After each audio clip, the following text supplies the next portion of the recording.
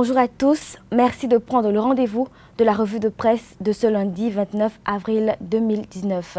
Les élections qui se sont déroulées hier ont animé la presse en ce jour. Les opérations de fraude se sont déroulées sur toute l'étendue du territoire national. Selon les statistiques fournies par la plateforme électorale des organisations de la société civile du Bénin, 67,3% des bureaux de vote ont démarré les opérations de manière effective à 7 heures. Le Matin pense que les menaces de violence ont découragé les électeurs. Le journal écrit que la majorité des électeurs ont choisi de ne pas voter de peur qu'elles ne soient victimes d'une situation qui pourrait dégénérer à tout instant. Le quotidien Libération est du même avis. Le journal informe lui aussi du boycott massif des votes. Dans certains bureaux de vote à Cotonou, les agents électoraux étaient très peu sollicités. Dans la ville, des mégaphones ambulants invitait les citoyens à aller aux urnes. Le journal Matin Libre précise que la situation était tendue dans les collines jusqu'au nord. Le boycott aurait aussi été noté à Parakou et Tchaourou, selon le quotidien Bénin Nord. Mais entre peur, heurte et dissuasion, le scrutin a quand même eu lieu hier. La presse du jour pense quant à lui que le bilan dans l'ensemble est acceptable. Pour le quotidien La Peur. Malgré la peur, les populations de Révier sont sorties voter. Le journal précise qu'aucun incident majeur n'a eu lieu dans les départements du Mono-Koufo.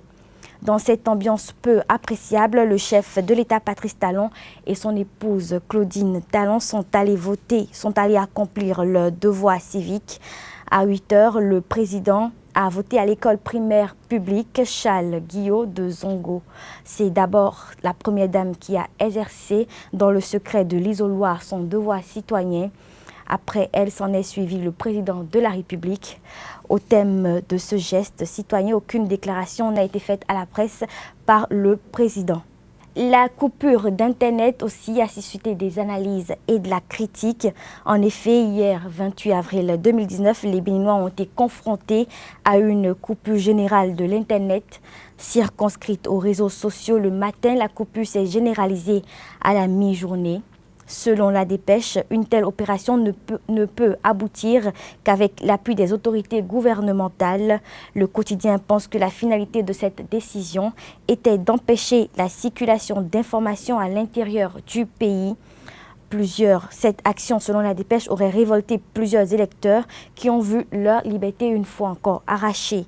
Cette interruption sans préavis des services Internet a également suscité la critique de Dynamisme Info.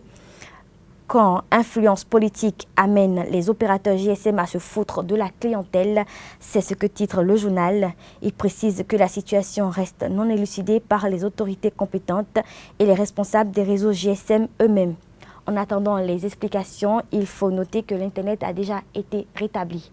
Nous mettons un thème à cette revue de presse avec quelques tendances issues du vote d'hier. Plusieurs journaux ont relayé que l'Union progressiste est en tête dans plusieurs bureaux de vote dans la ville de Cotonou.